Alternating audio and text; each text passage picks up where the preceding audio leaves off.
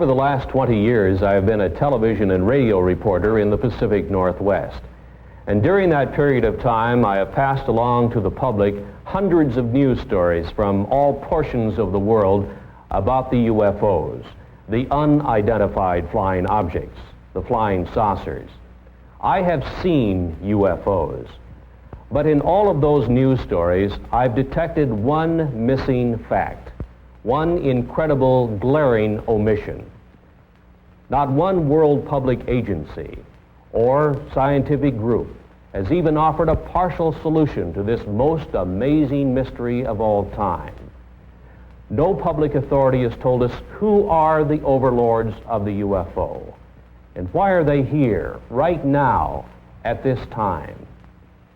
There is no Air Force defending any portion of this planet that can truthfully deny that the following documented incidents did take place and that similar incidents are taking place almost every day somewhere in the world. In the southeastern United States, military aircraft have disappeared, and UFOs have been connected with those disappearances. Near Pascagoula, Mississippi, 2 shipyard workers were taken aboard a UFO and given physical examinations.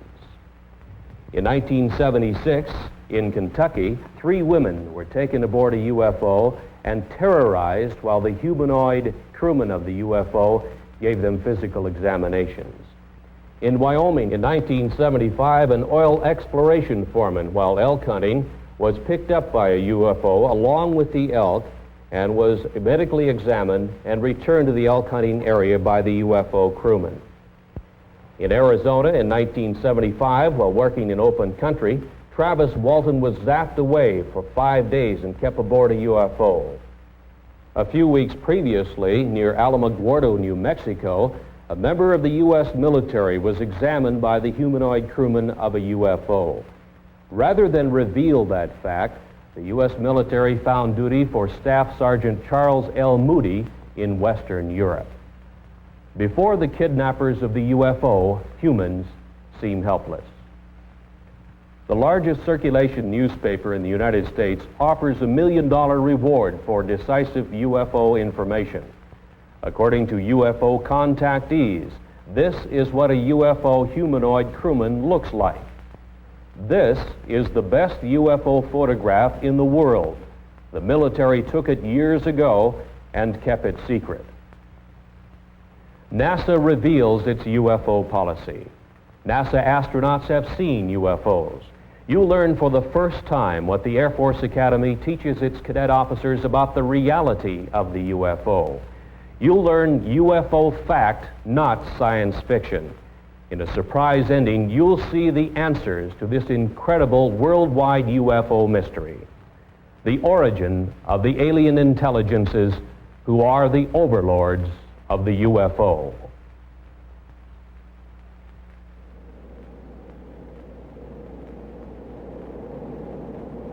You know, Captain, I keep thinking about a real problem, and it's bugging me.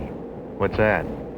Well, remember the TWA case when Captain Schemmel dived under a UFO and about a dozen passengers got hurt? Boy, I sure do, yeah. Ever think of what that would be like on a 747? Well, I've thought about it, but I don't talk about it too much. Well, we got 300 or 400 passengers and 20 stews moved around the cabin. Most of the passengers don't keep their seat belts fastened. Now, if a big UFO came on a collision course, and with a 747 cruising at over 600 miles an hour, we'd have just a couple of seconds to take an evasive action of some sort, a dive or a zoom. 300 people would be smashed around and a lot of them hurt. Some could be even killed. You couldn't tell what would happen in that cabin. Probably panic. Well, panic at the least, but you know, even if you got control and got down okay, the airlines couldn't hide a thing like that. But the FAA doesn't want to hear about UFOs, and they don't tell us, that's for sure. Now, if we talk about UFOs to the news media, we somehow get blacklisted and our jobs are in jeopardy. As an airlines pilot, no matter how many UFOs I see in the air, I'm not telling anybody about it.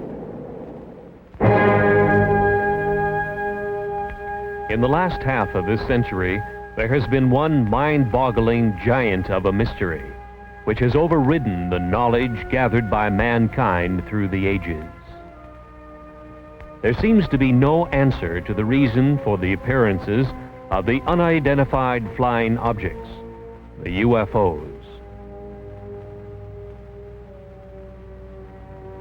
Public opinion pollster George Gallup reports that perhaps 15 million U.S. citizens, scientists, and other responsible observers have seen the so-called flying saucers, the UFOs. Who are the overlords of the UFO? What is their origin and their mission?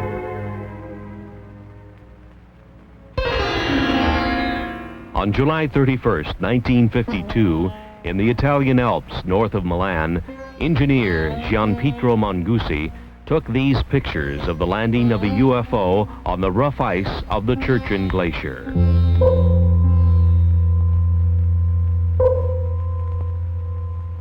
The UFO landing was only 3 minutes in duration. A humanoid in some kind of spacesuit with equipment on his back emerged from the UFO, walked partway around it, and then re-entered, and Mangusi had the pictures to prove it.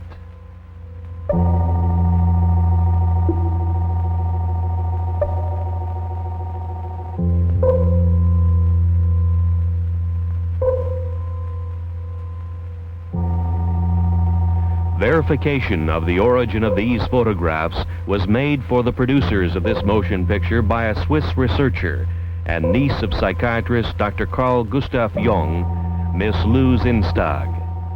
Since that time, world newspapers have made note of UFO stories in all degrees, from casual mention to news of an all-out UFO invasion. The mental health of UFO observers was questioned.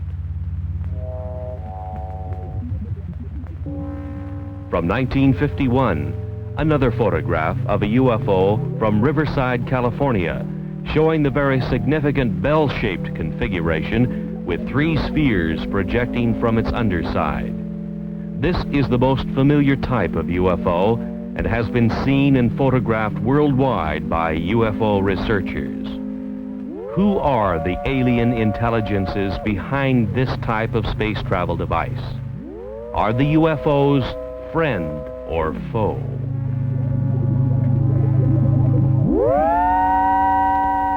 In 1973, another significant UFO picture shows not only the anti-gravity device operational, but also with it is a smaller degravitated sphere under the control of the alien intelligences of the UFO. Who are the overlords of the UFO?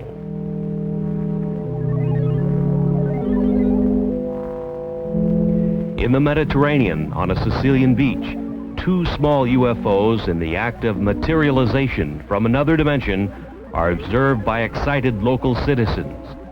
Materialization, a concept far beyond the understanding of modern science, but used by the alien intelligences of the UFO. A PhD in biochemistry on the faculty of the University of Oregon in Eugene took this picture of a UFO in the act of materialization from another dimension. 3 times during the shutter snap interval, the UFO appeared and disappeared, and here is the evidence. The scientist, fearful of the scorn of his fellows, kept his name secret. He had no desire to investigate one of the most incredible events of the science of the coming 21st century, to which he had been witness and to which he had photographic evidence.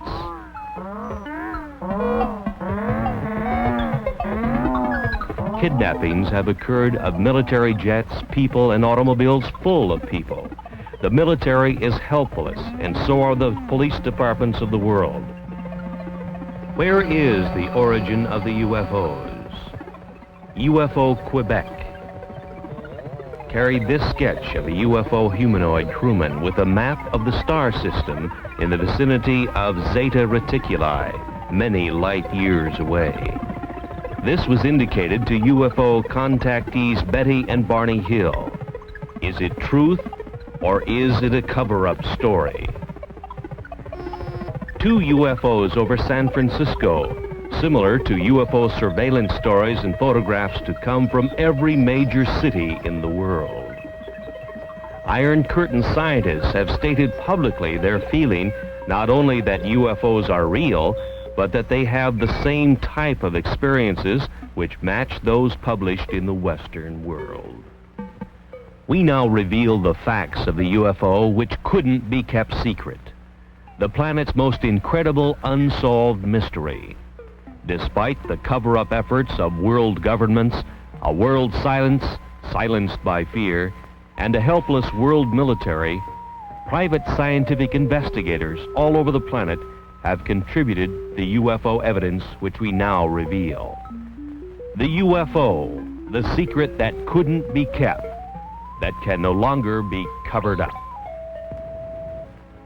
Mount Rainier in the state of Washington was the area where private pilot businessman Ken Arnold, flying back to his Idaho home, first saw 9 disc-like flying objects on the sunny afternoon of 24 June 1947.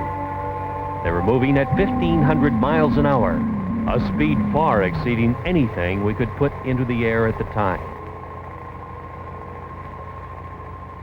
When he landed his airplane at Pendleton, Oregon, he reported the sighting of inverted saucers moving at incredible speeds. The next day, on the radio news broadcasts and in the newspapers, the story sensationalized the term flying saucers. The previous summer of 1946, a member of the U.S. military encountered a giant UFO in a near-miss aerial situation, and the Air Force kept the threat to air safety secret. This event happened on the first day of August 1946 to the man second in charge of flight safety for the U.S. Tactical Air Command, Captain Jack E. Puckett. Captain Puckett's UFO encounter occurred about 30 miles from MacDill Air Force Base near Tampa, Florida, where his twin-engine C-47 airplane nearly collided with an airborne object about twice the size of a B-29 bomber, or about 300 feet long. His report further described the UFO as being cigar-shaped or cylindrical, and with what appeared to be glowing portholes. Governmental agencies have not responded to anxious questions from UFO observers. The Federal Aviation Administration has no UFO policy or opinion. The U.S. Air Force says it has aborted its UFO study program. No answer has been publicly given. UFOs still continue to be sighted worldwide.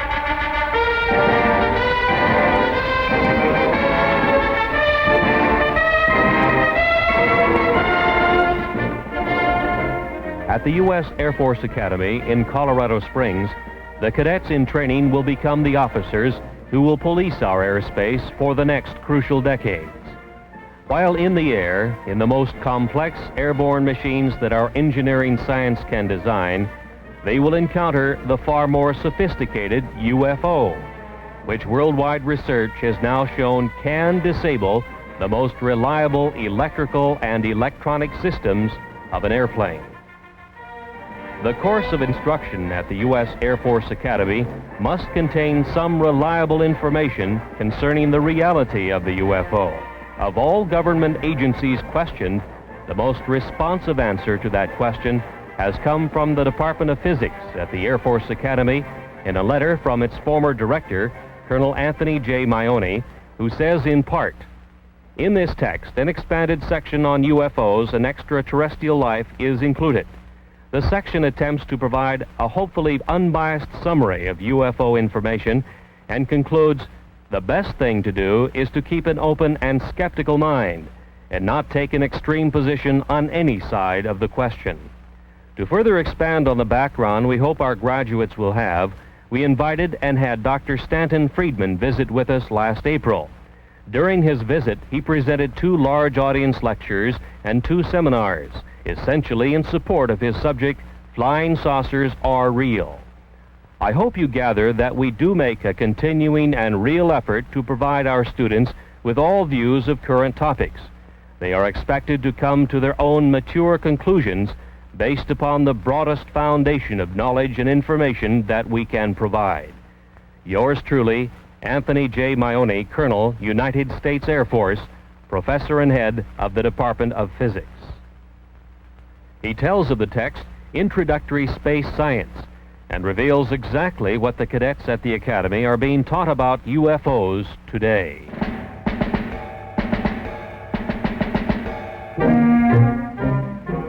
These are the men who will have to make crucial decisions while in the air when they encounter the incredible UFO. In the past, officers of the air forces of the world were given no instruction or any preparation whatsoever for this mind-chilling experience when they meet the spacecraft of the overlords of the UFO face to face. Nor have our astronauts been given proper instruction.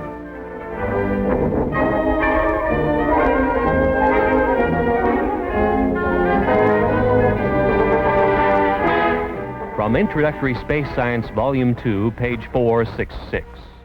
We should not deny the possibility of alien control of UFOs on the basis of preconceived notions not established as related to the UFO. Our physics may not apply. From available information, the UFO phenomenon appears to have been global in nature for almost 50,000 years. Known witnesses have been reliable people. This leaves us with the possibility of alien-controlled UFOs by visitors to this planet from this solar system or other solar systems.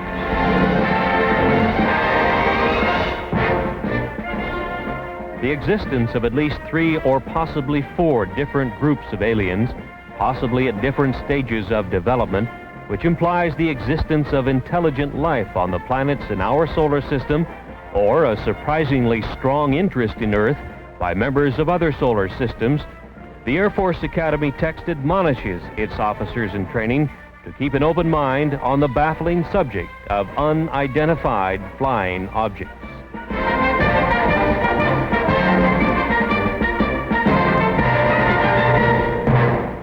Maybe it's the honeymoon capital, this corner of the galaxy. Maybe the lecturer selected by the U.S. Air Force Academy to establish for their officers in training that flying saucers are real was Stanton Friedman. He had been appearing on the lecture circuit in various U.S. colleges as a UFO analyst with a high level of scientific training. Friedman's academic background includes a bachelor's and master's degree in nuclear physics from the University of Chicago. His employment background included much high-level work in space science in the area of fusion rocket research and nuclear-powered aircraft. He was 14 years with such aerospace contractors as TRW Systems, Westinghouse, and General Electric. He says, UFOs are the most challenging scientific problem of this or any other age. He made the following statements in public in Seattle, Washington, the home of one of the world's largest aerospace manufacturers, Boeing. The government has never really said what it's been credited as saying, that there are no flying saucers. They really word their press releases very carefully. The press takes it that last step. I think every government in the world has 3 major problems along these lines with regard to UFOs. One, they'd like themselves to figure out how it works, because it makes a great weapons delivery system. It makes anything worth flying look pretty naive by comparison. 2, you'd want to make sure that the other guy doesn't figure out how to duplicate their behavior, because then you have a defense problem. If he's got something that flies like these things, we got a problem because we can't handle it. And 3, perhaps most important, a kind of philosophical political problem. As soon as it becomes obvious to the people on the planet and widely accepted that flying saucers are real and from off the Earth, there's going to be a push for a view of man as Earthlings, the people on this planet. Instead of I'm an American or Russian or Chinese, I'm an Earthling. There is no government that wants its citizens to owe their primary allegiance to the planet as opposed to the country. Nobody wants to give up their power. And you know, all these jokes about take me to your leader, that's wishful thinking. What's funny about those is that there is no leader to be taken to. There's nobody who speaks for planet Earth. So there are enormous political problems with anybody saying, yes, there's somebody out there and he's coming here and he doesn't want to talk to me as a representative of the planet. How do we choose who speaks for the planet? I don't know.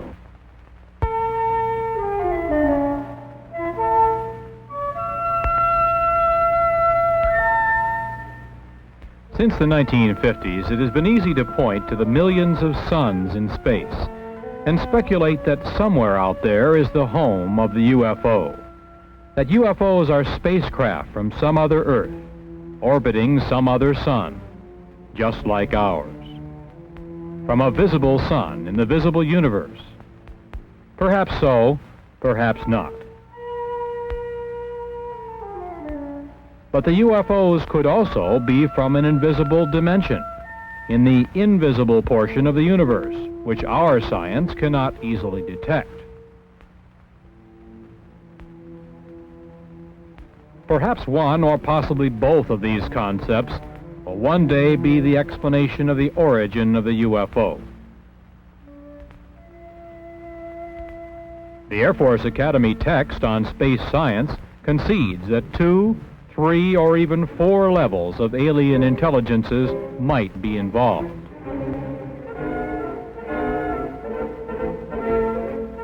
NASA at the Johnson Space Flight Center near Houston, Texas, only concerns itself with the visible universe, with aerospace contracts administering the manufacturing of visible metal vehicles, making visibly televised trips in the Earth-Moon area, and with probes within the solar system by unmanned devices.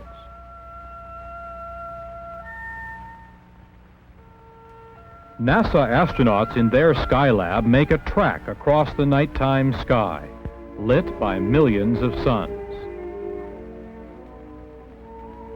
The activities of the astronauts are minutely planned and carried out, but the framework is that of Earth science as we understand and engineer its applications. There seems little room for productive scientific speculation, perhaps because of the $38 billion NASA space budget, which is highly criticized in many quarters.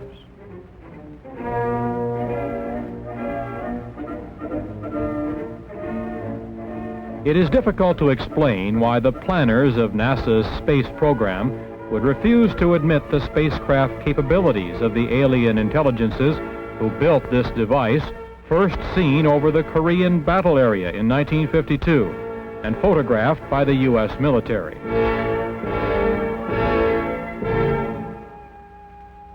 This picture was available to NASA. Obviously, it is not a picture of anything manufactured by humans on this Earth.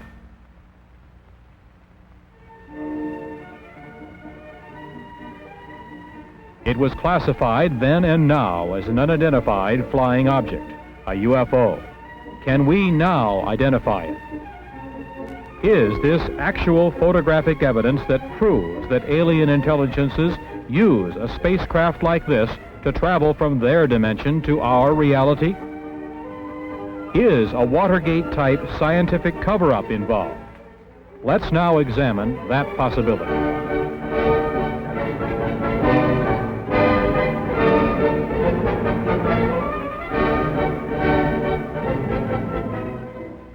NASA first had warnings of UFOs from the pilots of its own X-15 project.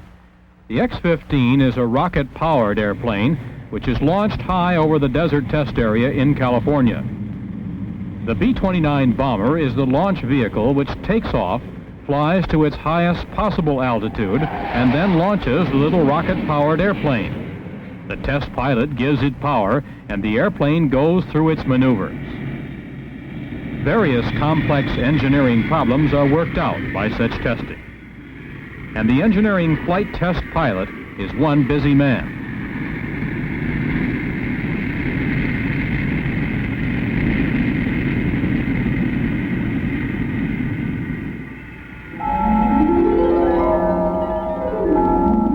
But on May 30th, 1962, test pilot Joe Walton photographed 5 disc-like objects from the X-15 rocket test airplane. The UFOs were very similar to the disc-like objects seen over Mount Rainier 15 years earlier by Ken Arnold. NASA made no public mention of what the discs were, their origin, or any scientific speculation whatsoever about this observance of their X-15 project by intelligences of the UFO. On July 17th of that same year, this time at an altitude of about 58 miles, test pilot Bob White noted that he had UFO company and photographed unexplained objects even closer to his X-15. Across the nation, news headlines state that 26 astronauts have seen and photographed UFOs. The public is puzzled by NASA's silence on the subject. The producers of this motion picture were answered on 2 occasions by high public affairs administrators of NASA, who stated, "It's not in our charter to investigate the UFO."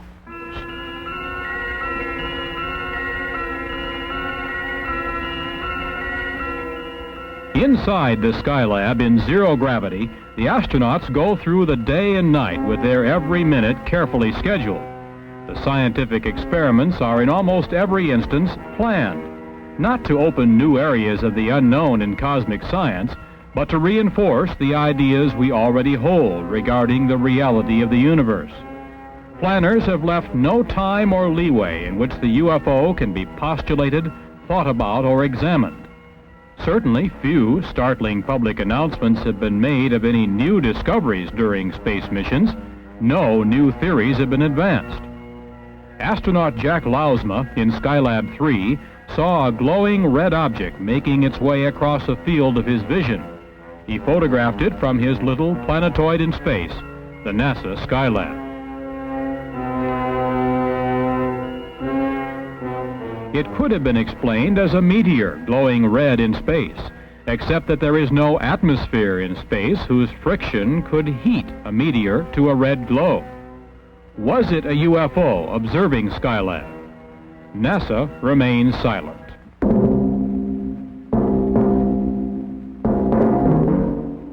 Complex instrument packages such as Explorer 10 vanish in space. Launched on the 25th of March, 1961, it disappeared, although its life expectancy was over 100 years. Perhaps some alien intelligence is examining this complex NASA space device. NORAD cannot find it, and it is not transmitting. It just disappeared.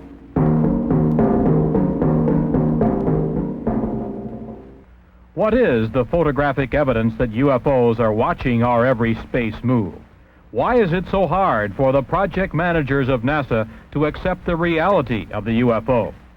Is there a high-level scientific cover-up? And if so, why? Governments are charged with upholding the law, and no law on Earth is more basic than the law of gravity. No wonder the obvious anti-gravity capability of the UFO makes governments uncomfortable. Bravely, some astronauts have stated that they believe in the reality of the UFO and the capability of the UFO to defy gravity, while our giant rockets consume enormous amounts of fuel, putting a simple space capsule or Skylab in orbit. In the dark blue of space, in silence orbiting the Earth, the Skylab is the planetoid home of its crew. The crew is like the NASA test pilots in the X-15, busily occupied and concerned with the scientific work outlined for them by their NASA masters. Life support in Earth orbit is a scientific victory in itself and a major achievement for Earthlings. But outside alien intelligences are again observing the progress of man from Earth. 2 UFOs are photographed by an astronaut during a spacewalk. The hatch is open. The astronaut is working his problem. Again, 2 UFOs flit by. Just moving lights, something that could be easily ignored unless we obtained other pictures and other explanations. Actual pictures which could identify the UFO as a solid object with a mission and under intelligent control.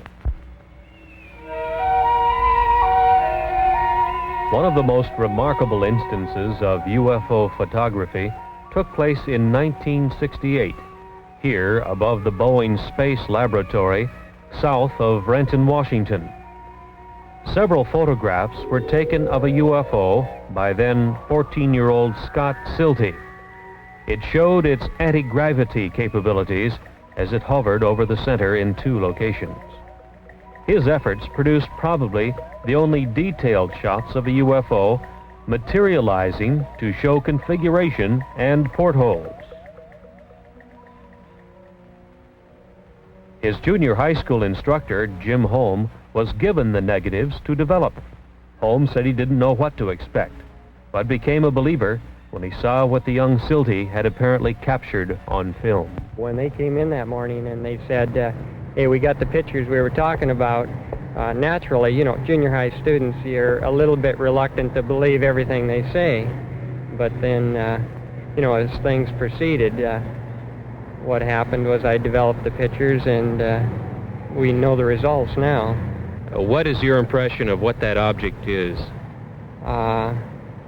I'm always hesitant, but I would have to say that believing the students and the type of students they were, it almost definitely had to be some type of a flying object. Right out there. Right. And it's a little eerie. The thing that shook me up at first is I was reluctant to believe them. And when I developed the film, I really couldn't see that much. But I was shocked. I have to admit, I was shocked when I put it in the enlarger. And through the enlarger, I could see a great deal more of what the object looked like. Like the portholes. Right. That was, I would say, the portholes was the most shocking part, because then it looked different than just a glow in the sky in a certain form. Like you always hear the thing, you know, swamp gas and that sort of thing. But no swamp gas is going to have portholes or a configuration geometric the way that was. One man who has spent the last 25 years researching and keeping track of UFO sightings in the United States is Seattle fireman Robert Gribble. He has spent his spare time gathering all data possible that will help him keep track of when and where they take place. The pins on this map indicate sightings in the U.S. for just 1 year. Over the past quarter century, he has come to some conclusions based on the number of sightings he has recorded. We have received and recorded some 30,000 sightings since 1955. Have you noticed any particular patterns that developed in pinpointing the UFO sightings on these maps? No, we have found no marked pattern, although we do believe that they are following 2 procedures. One, a surveillance of the land areas, a very close surveillance, and a close surveillance of the people, and it seems to fluctuate from one to the other. Now, through all these years of research, you must have drawn some conclusions about what they are, what the UFOs are. Well, we firmly believe that what the people are seeing and those objects which we have classified as unknown are actually vehicles not manufactured on this planet. How can you draw that conclusion? How do you know? Well, the vehicles have been seen in the United States, and there are good records of this for the last 200 years, and actually the records go back into history for some 3,000 years. The same things that were seen then are being seen today. We understand that there are several hot spots in the United States, UFO sighting areas, and one of them happens to be in the southwestern United States in Utah. There have been a tremendous amount of sightings in the southwest over the years, with a very large concentration in the Utah area.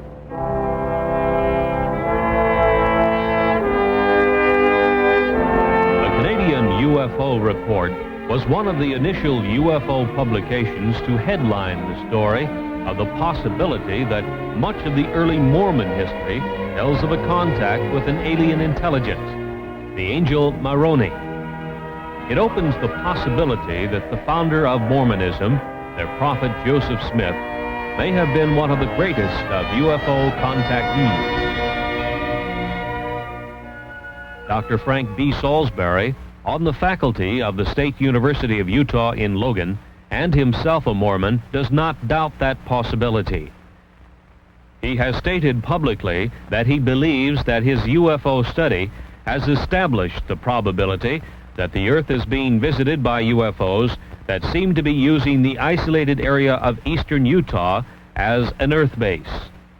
In March of 1975, a national tabloid newspaper circulated the following story of a UFO kidnapping. The producers of this motion picture interviewed Carl Higdon, who furnished the artist's conception of the android crewman from the UFO who kidnapped him and took him aboard the UFO to elsewhere. Higdon was given a physical examination in a tower by a huge TV-like eye, rejected, and was returned to the elk hunting area in Wyoming, where he was picked up. While on his 8-hour UFO trip, he encountered a teenage boy, 2 young girls, and a man in his 60s, also guests of the UFO intelligences. Upon his return, he suffered radiation symptoms with itching skin and burning eyes. Area Sheriff Ogburn and his deputy Ed Tierney investigated the incident. So did Dr. Leo Sprinkle of the University of Wyoming, who gives us this professional opinion as to the truth of this verified UFO kidnapping. To whom it may concern, my impression of Carl Higdon is that he's a man of integrity with average education, but a keen sense of curiosity about the world around him. He's an outdoors man and seems to have developed good skills of estimating size and distance. Although the sighting of a single UFO witness often is difficult to evaluate, the indirect evidence supports the tentative conclusion that Carl Higdon is reporting sincerely the events that he experienced. Hopefully, further statements from other persons can be obtained to support the basic statement. Respectfully submitted by R. Leo Sprinkle, Ph.D., the University of Wyoming in Laramie. UFO traffic in the Rocky Mountain area of Utah, Arizona, and New Mexico reached a high level in the November, December, and January period of 1975 and 76, with police departments reporting large cigar-shaped UFOs and other UFO types of spacecraft hovering for days at a time over cities in this area. 5 witnesses working in the open country around Snowflake and Holbrook in northeast Arizona had the most incredible personal UFO experience story to tell and passed lie detector tests in their telling of it before police and psychiatrist witnesses. 22-year-old Travis Walton suddenly disappeared one morning as the group was working in the open country.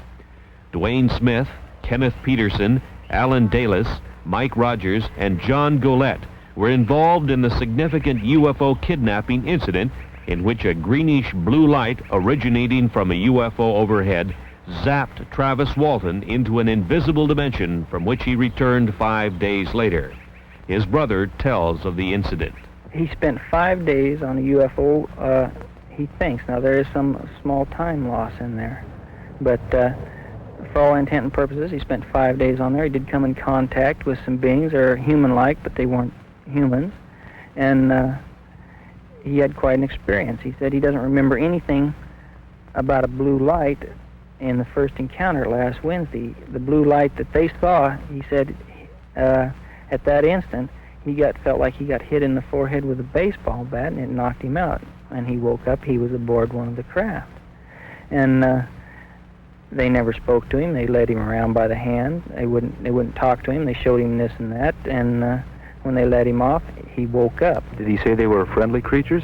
Smiled all the time, friendly, never harmed him. They were just as nice as they could be, but there was a total lack of communication, either verbal or mental. And he said that's what made him so upset, that he couldn't speak with them. That's what he was very, very disgusted about that, nervous and just plain disgust, the chance of a lifetime, and they wouldn't cooperate. Obviously, Dwayne, you know your own brother probably better than anybody else. Do you believe the story? I've never seen him play a practical joke in his adult life. A psychiatrist tells of his examination of Travis. Our conclusion, which is absolute, is that this young man is not lying. There's no collusion involved, no attempted hoax or collusion with the family or anyone else. There's a rumor around that there's contracts. There are no such contracts. No motivation for a lie. Any possibility of lying or hoax as you see it? None whatsoever. As we have indicated, UFOs can create a tremendous spatial energy flow. One of the most startling examples of that occurred several years ago on Vashon Island, which is located in the Pacific Northwest in Puget Sound, not far from Seattle, Washington. It was near the tiny town of Vashon that several UFO sightings had taken place in the late 1960s. So the fact that local residents had seen such phenomena was not startling. But the fact surrounding one of the incidents was unusual, to say the least. So it was out in that area? Yeah. On the night of the 19th of February, 1968, Detective Lieutenant Terry Ullman was dispatched to an old gravel pit area west of town. Some young people had seen a UFO, and the King County Sheriff's Office was sent to investigate. The temperature was 50 degrees. Ullman tells of what he saw. Well, there was a lot of ice. It really had no reason to actually be there. It wasn't that cold out. And did it have a certain consistency or something unusual about it? Well, it was 1.5 inches thick and was rather milky and bubble. Mm-hmm. And what was the impression that you had, or why did you have the impression that it was some strange phenomenon that created this? Well, I can't be sure about that, except it was entirely too warm out to have ice like that.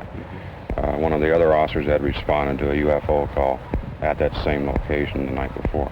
The UFO energy flow had apparently left a solid sheet of ice as it supercooled the area below the UFO as it took off.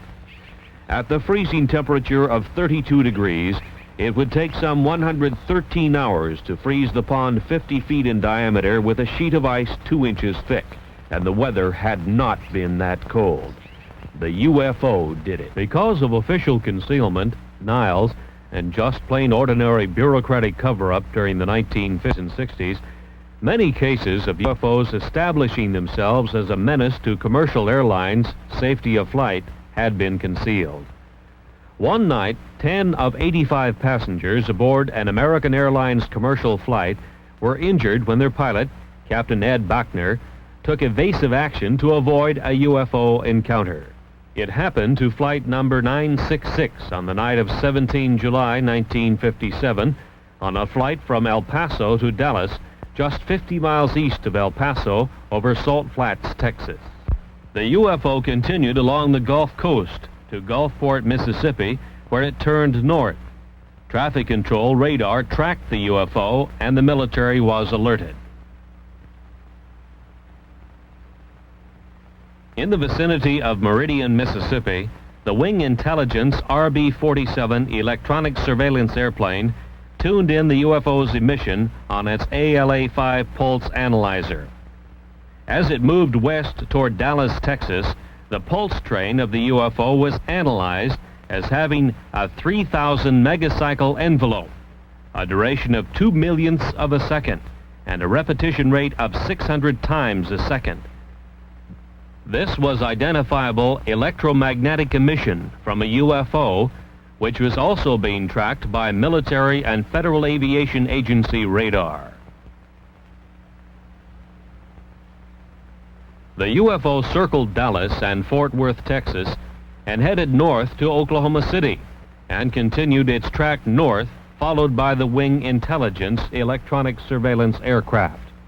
This was continued until the U.S. Air Force plane was to run low on fuel near Forbes Air Force Base.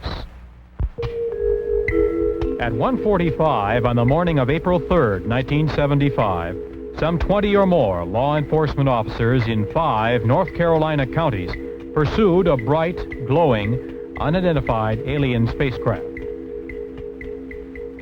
Newspaper headlines told of a major incident which was, in effect, kept secret from the rest of the nation.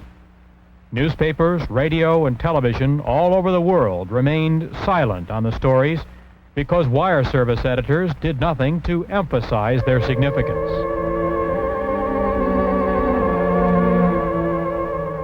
From police descriptions, the artist has been able to draw the lighted, V-shaped UFO which appeared.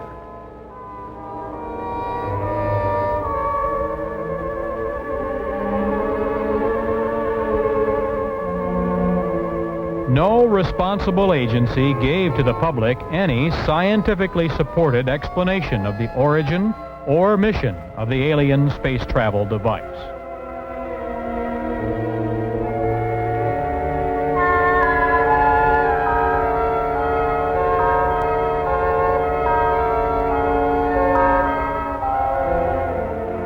The story was much the same 2.5 years earlier in Pascagoula, Mississippi.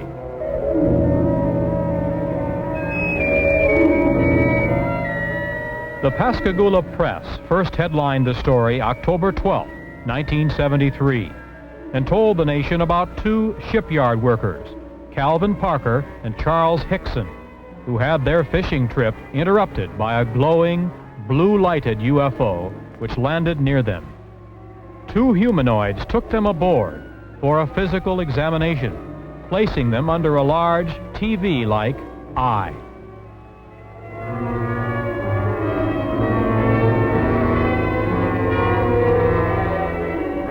Scientists were quoted as saying that the UFO report was true.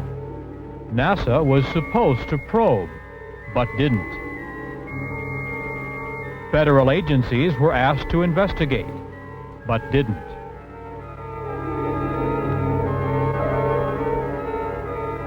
Hickson said the creatures from the UFO seemed friendly, but that they acted controlled, as if they had a specific thing to do and did it.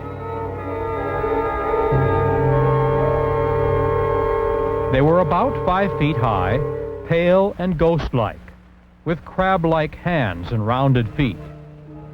As Hickson and Parker were taken aboard, they suddenly began to float on air, became weightless, and totally helpless.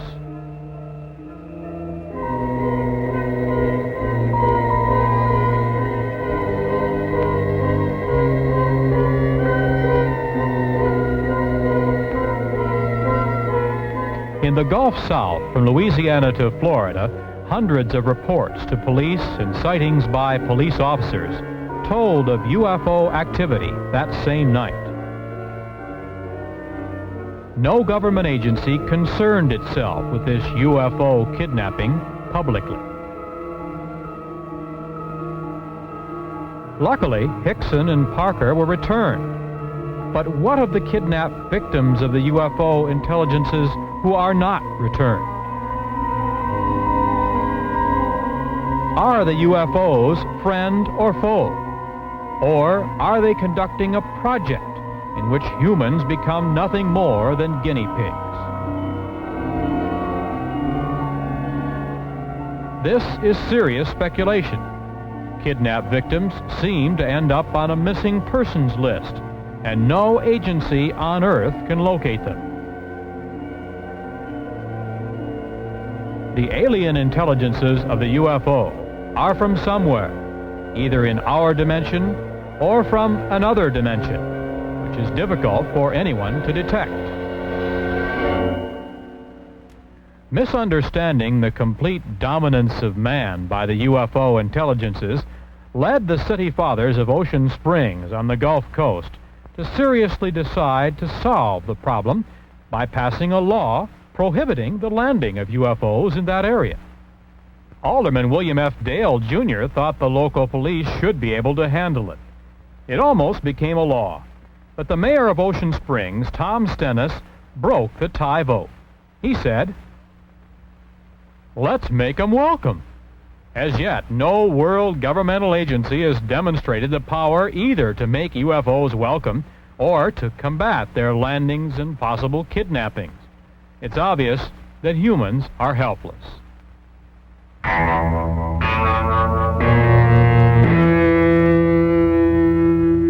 Since 1966, the very competent scientific analysts of the British publication The Flying Saucer Review have been assembling all available information about alien intelligences who have made repeated UFO landings in the high Pyrenees Mountains between France and Spain. So have the defense authorities of both nations. The UMO intelligences claim they come from what we know as Star System Wolf 424, some 14.6 light years from Earth, 90 trillion miles. Near their home planet, their UFO space travel device enters a black hole in space. A giant energy whirlpool vortex which hurls their spacecraft into another dimension in which time hardly exists. From this, they emerge into our dimension, into our solar system, and proceed to their expeditionary target, Earth.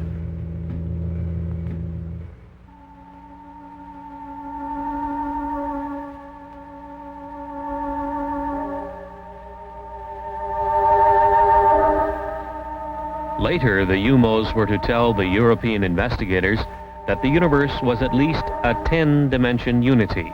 Perhaps even more, they were not certain. But they knew of and used at least 10 dimensions of reality. Each reality was separate from each of the others. Each of the 10 realities had its own rules of energy manipulation. Even though there were 10 dimensions which were open to space travel, reckless energy misuse in one dimension can disturb the cosmic unity of another dimension and its inhabitants. Telepathy is used to receive knowledge during space travel. The mind, said the UMOs in the quiet areas of space, is especially open to pure cosmic knowledge received by telepathy. Any mentality can receive and benefit from knowledge received by telepathy. The more telepathic ability is exercised, the more valuable it becomes, the UMOs learned, as they learned many of the high scientific secrets of the solar systems they traveled through in their space exploration projects. Target Earth was to be another of their cosmic projects. The UMOs first learned of the planet Earth, with inhabitants of some intelligence, in the Earth year 1950. They landed and left 8 of their males and females in the area which had high mountains between France and Spain. Since that time, they have studied the new planet and the method of mental understanding used by its inhabitants. They found Earth science could not account for cosmic beings like themselves. They have carefully made themselves known to certain people of France and Spain, about 30 in all. They have tried to understand the limitations which exist in the mind of man. They find human knowledge inadequate and much inferior to the cosmic understanding, which permits space voyages between the UMO position in the universe and the Earth.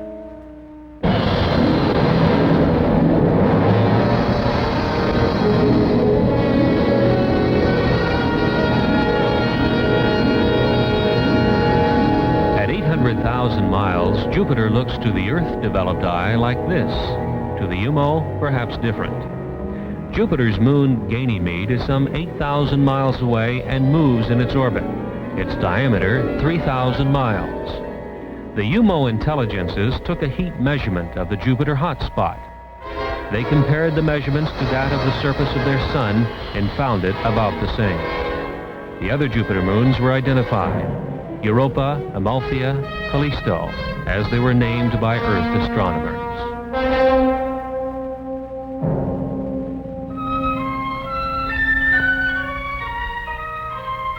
The spacecraft continued to the next solar system checkpoint, also at the same time slowing its rate of travel.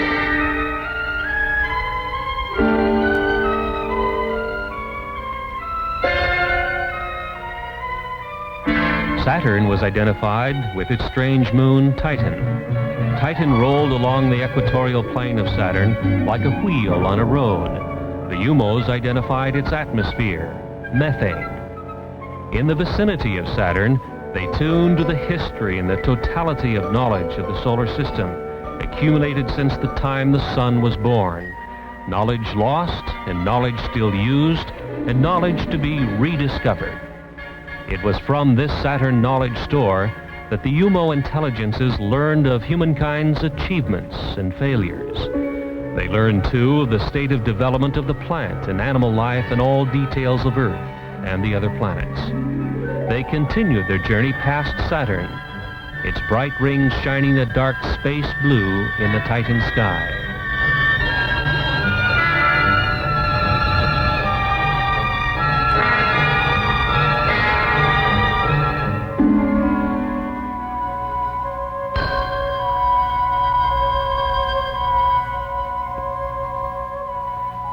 cosmic voyage continued to Mars. A close look at Mars revealed snow at the base of its mountains of Mitchell. On Mars, with its thin atmosphere and low water vapor content, the snow behaves differently than on mountain peaks on Earth.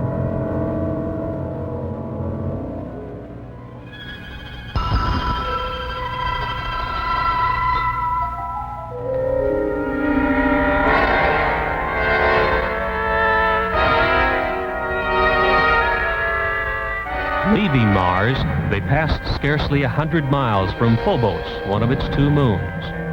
4,000 miles above the red storm-swept planet, Phobos is a dark clump, only 16 miles in length.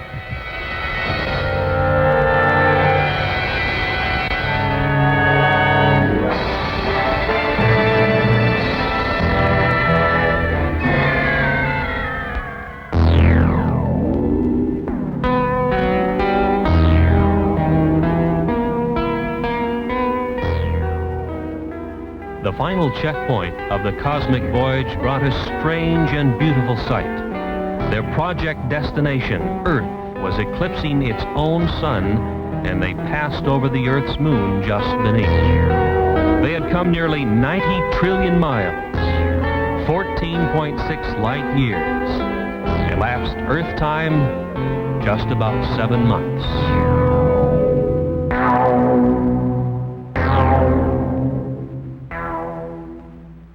Came now the moment to synchronize the UFO's space travel time with the time of the expedition's target, Earth.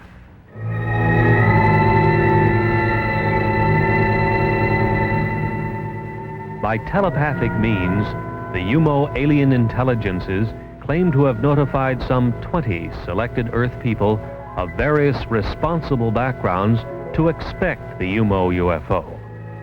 These people lived in Spain.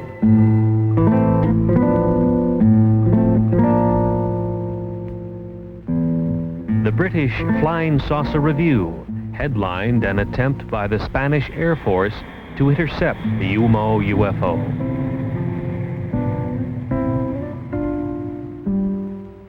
An Andorra radio station employee also noticed the UFO as it neared its destination in the Pyrenees Mountains between France and Spain. The UFO spacecraft, after its cosmic voyage, became visible over the Pyrenees Mountains, and the IH superimposed marking, unlike any alphabetical symbol on Earth, was photographed. The first pictures taken were from the ground near the outskirts of Madrid on February 6th, 1966, and again on the 10th of June, 1967. They are known as the San Jose de Valderas photographs, which were published nationally in Spain after thorough investigation by the national magazine Horizonte. During the years since 1966, much of the UFO information has been investigated by competent people of England, France, and Spain. And to this date, such evidence as these UFO photographs appears to be factual.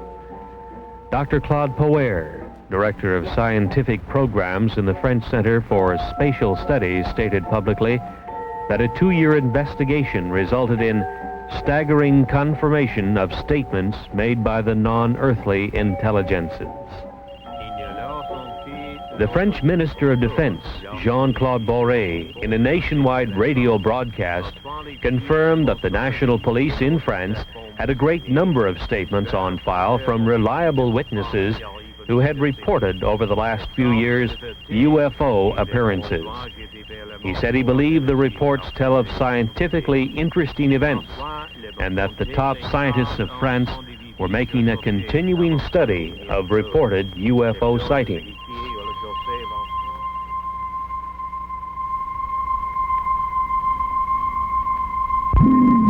From those files comes this photograph of a UFO taken at night as it was tracked across France. This is known as the Valençol UFO. The device is emitting brilliantly colored radiation and seems solid.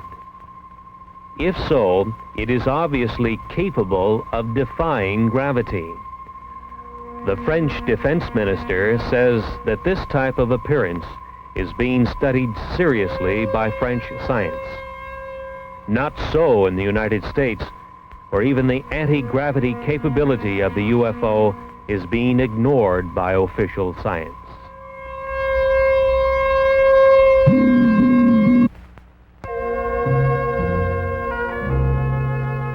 As they said in Spain, the alien intelligences of the UFO may originate from a planet called UMO, 16 light years from Earth, and they may not have. If we are to understand the origin of the UFO, we must be ready to vision another dimension which penetrates our earthly reality. It is a higher energy dimension from which the UFO can materialize to our vision, our cameras, and our scientific instrumentation. It is back into this higher energy dimension that the UFO returns to report to those who sent it out. The crew of the UFO is an especially designed robot humanoid which was produced to do its job in both dimensions.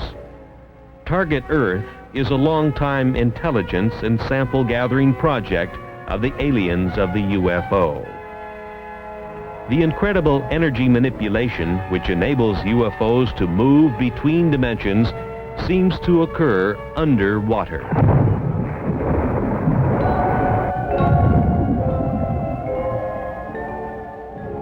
The Puerto Rican Deep, which extends 30,000 feet under the sea, is one such area. Seawater covers 2/3 of the surface of the Earth, and in that water lives one of the Earth's most intelligent and environmentally adjusted creatures, the dolphin. The dolphin's brain is substantially more complex and in some ways superior to the brain of man. The dolphin's telepathic ability is highly developed, and with it he excels at communication with other dolphins. Today, the Canadian-edited UFO report and other such publications are the only other mediums which have carried stories which have filled the Venezuelan newspapers and tell of UFOs which emerge from under the sea off Puerto Rico and continue to the U.S., South America, and Europe.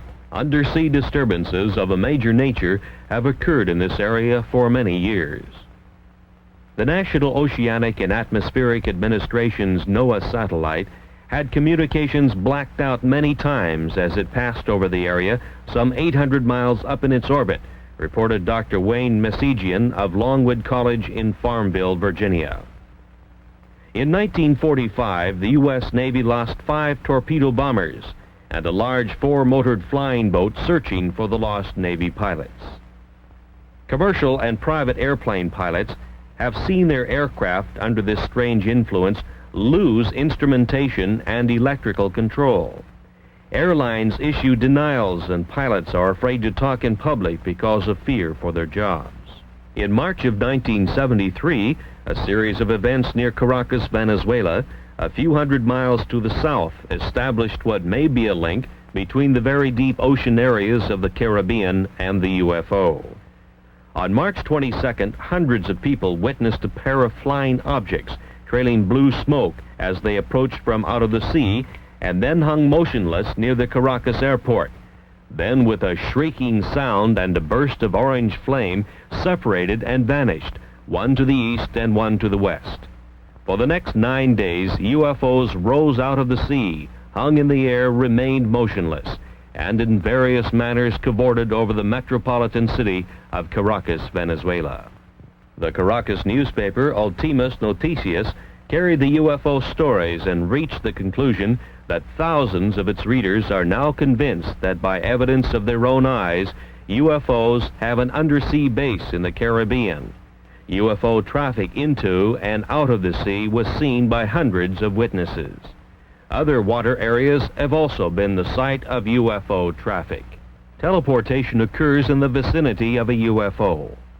In May 1968, a well-known Buenos Aires attorney Dr. Gerardo Vidal and his wife and children in a Peugeot 403 were teleported 4,100 miles by a UFO and put down near Mexico City unharmed. This Ford was teleported hundreds of miles in South Africa because it was near to a UFO which degravitated it and transported it, says the Flying Saucer Review. The aliens of the UFO are energy manipulators of a very advanced nature, far beyond our science. In the search for the method of communication with alien intelligences of space, such as the Overlords of the UFO, some of the most significant work in the world has been done by Dr. L.G. Lawrence, president of the Ecola Institute of San Bernardino, California, a research foundation. Dr. Lawrence is one of the world authorities on the use of biological sensors, such as that of the friendly laboratory philodendron, which senses the pain of Dr. Lawrence. As he purposely burns his thumb on his hot pipe bowl, the biological sensor, the plant, reacts with a squiggle of recognition of Dr. Lawrence's pain on the laboratory instrumentation. This is known as the Baxter effect. Dr. Lawrence developed his 3-ton stellatron for sensing biological messages which might be running free in the universe. He sets it up in remote areas, and it is shielded from all electromagnetic radiation, such as all radio and TV radiation, for instance. It can be influenced only by the etheric or bioplasmic pulses that influence plant and animal life. On October 29, 1971, and again in April 1972, on the Mojave Desert in California, intelligent communication from the direction of Ursa Major was received. One star of that system we know is the North Star.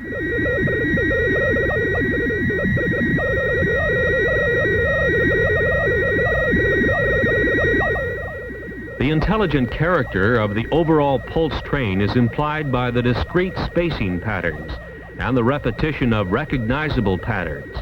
Again, for the first time in public, you now hear the modulated signals, a message as yet undeciphered, which originate in outer space.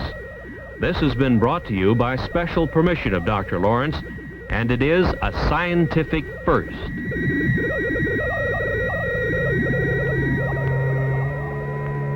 Dr. Lawrence reminds us that radio telescopes, such as this giant multi-million-dollar installation in Puerto Rico, have had no results whatsoever in either sending or receiving messages in space.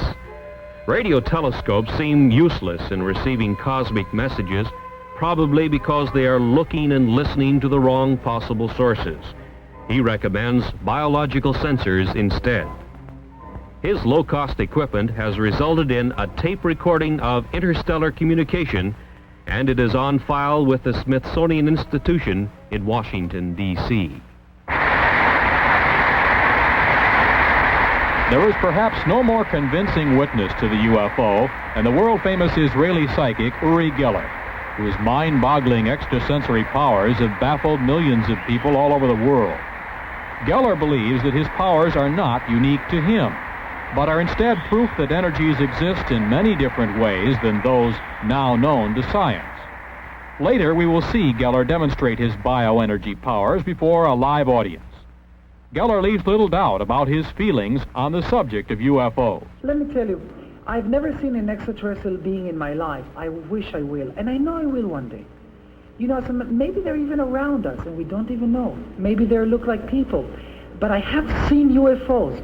But other people, I'm sure if I'll ask who saw UFO here, some of you will raise your hands up because they exist. I shot pictures. As a matter of fact, I had a fight with my publisher because I wanted to publish the picture of the UFOs that I took in the book, and he said no because it cannot be, it will be against your credibility. And I did it in the end because I'm not going to back away from the truth. I've once seen, 1 minute. I once drove in the Sinai Desert. Do we have another minute? Yeah, go ahead. I once drove in the Sinai Desert, and believe me, with a high colonel and his driver, me and a doctor.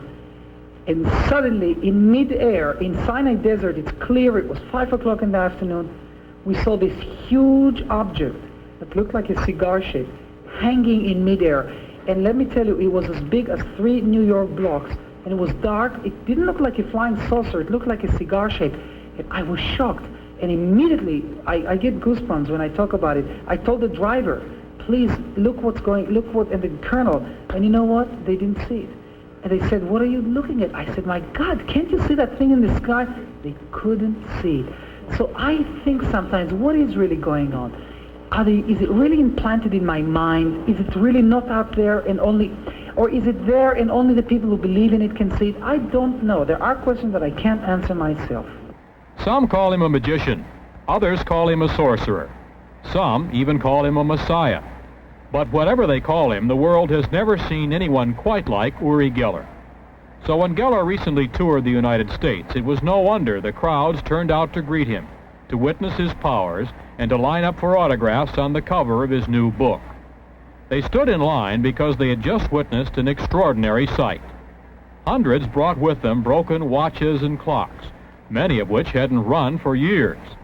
Then they sat back and watched the bioenergy of Uri Geller go to work. You can see that the second hand. Can the camera show the second hand?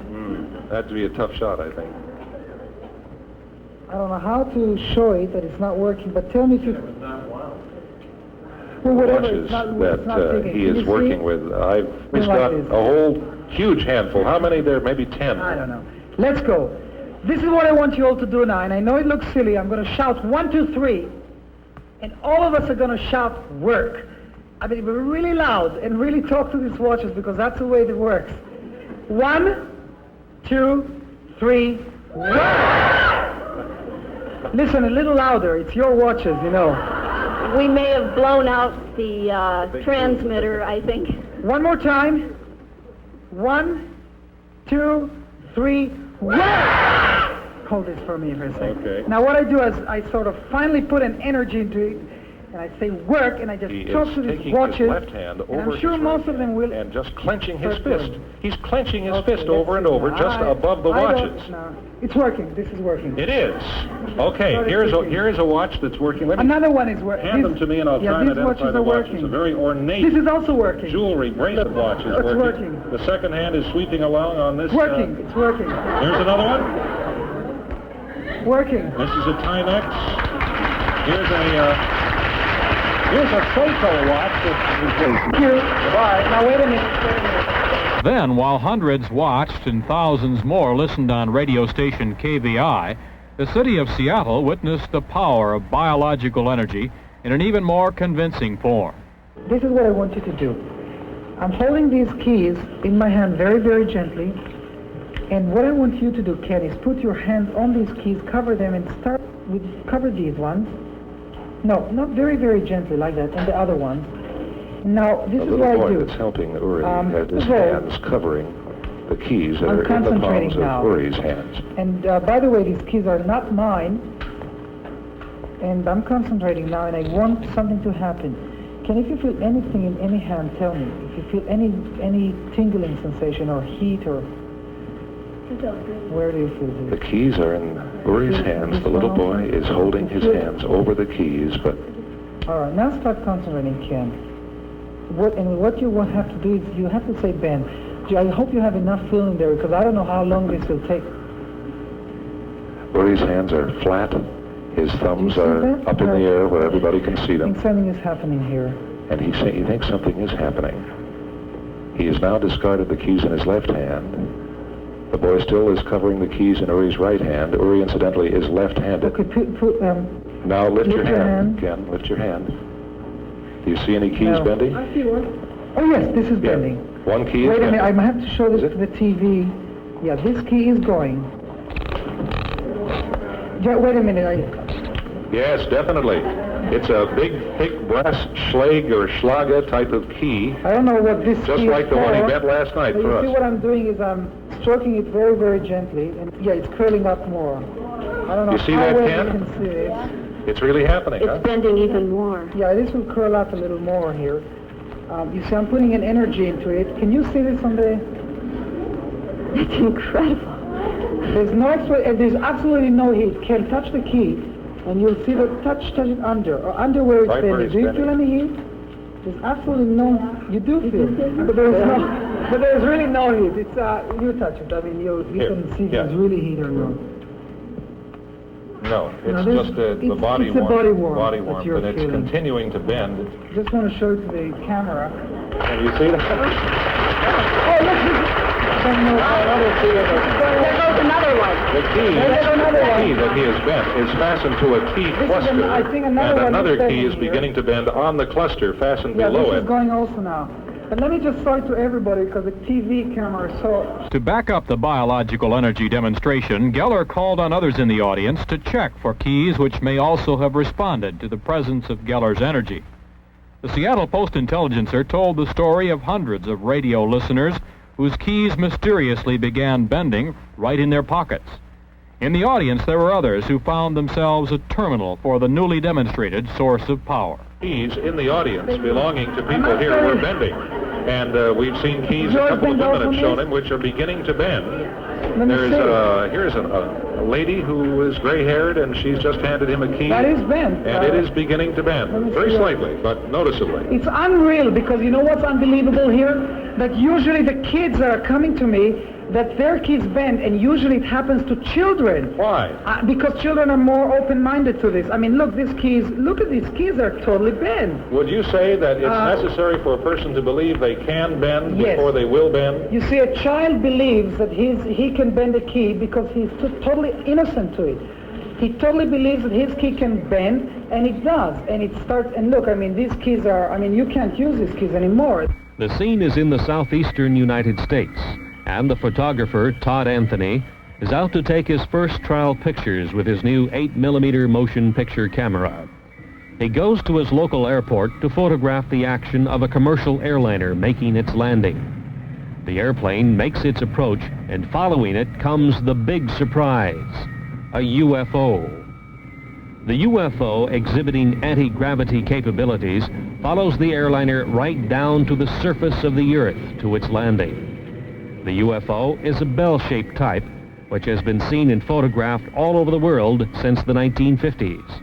From Australia to Western Europe to South Africa to Mount Palomar in California, where George Adamski made excellent still pictures, all with the same bell-shaped configuration with 3 spheres on the bottom. There are some very significant things about this UFO type. Under the bell-shaped hull are 3 spheres. It is these globes which, when excited by a high energy level, cause the UFO to become immune to gravity. At this point, the UFO begins to take on a glow. At a higher state of excitation, it is ready to move into its home dimension, a dimension which is not light years away, but right here, interpenetrating our reality. A significant amount of scientific research evidence now seems to confirm the amazing fact that UFOs such as this are interdimensional spacecraft. These same types of UFOs have been photographed, invisible to the human eye, by means of ultraviolet filters, and have been found to be trailing our commercial airlines flights at 35,000 feet, just as this flight was tailed by a UFO right to its landing. This time, it was visible. We have presented evidence that many times commercial flights near a UFO have lost electrical control and their aircraft instrumentation. Pilots have confirmed this fact. Passengers have been injured as pilots have taken evasive action when surprised by a UFO which to them seemed to be on a collision course. Yet no world scientific agency or government group has seriously studied the problems of UFO encounters, or kidnappings, or losses of aircraft due to the UFO. Is the UFO mystery truly a scientific Watergate, an incredible and dangerous cover-up? Understanding of the UFO may be beyond our science and political system, but it is not beyond the human mind. The alien intelligences of the UFO and the human earthlings are all common inhabitants of the cosmic energy intelligence continuum.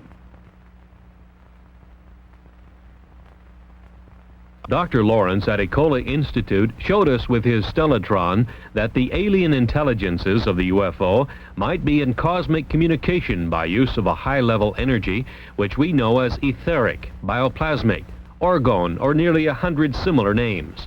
But it is unrecognized in our science and in our civilization, which runs and communicates on the energies of the electromagnetic spectrum.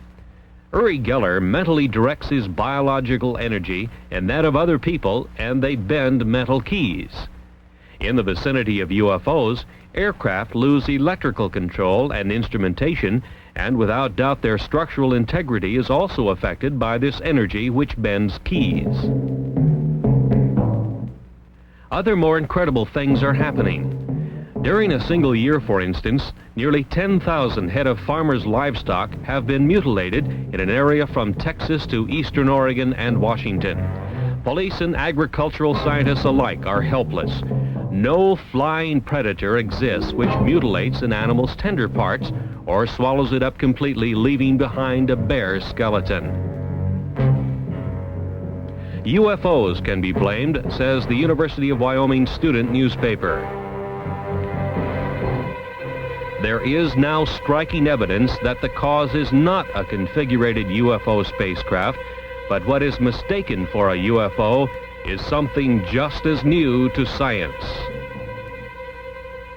Invisible flying predators, which can be photographed with the aid of an ultraviolet filter 18A and Ectacolor film. This was first accomplished by Trevor James Constable, a UFO researcher for a quarter of a century. Constable, in Southern California, builds equipment which gathers orgone energy, or etheric or biological energy. Years ago, he noted that his energy-gathering devices attracted invisible critters. He also photographed them at 35,000 feet through an ultraviolet filter near a commercial jet. They were invisible to the pilot. This is an artist's drawing by Don Dixon of one of the frames of the research camera's film showing the invisible flying critter. Apparently, the predator sought by farmers and county sheriffs nationwide is the animal killer. The invisible flying predator. There seems no other explanation of what has happened to the thousands of mutilated animals.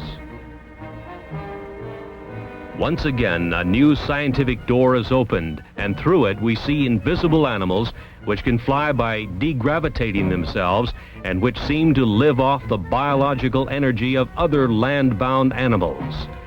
They may or may not have any connection with the spacecraft UFOs, but it seems they have been mistaken for configurated UFOs with their humanoid crewmen, bound on their separate mission of the study of the Earth's inhabitants by means of kidnappings and sample gathering of Earthman's devices.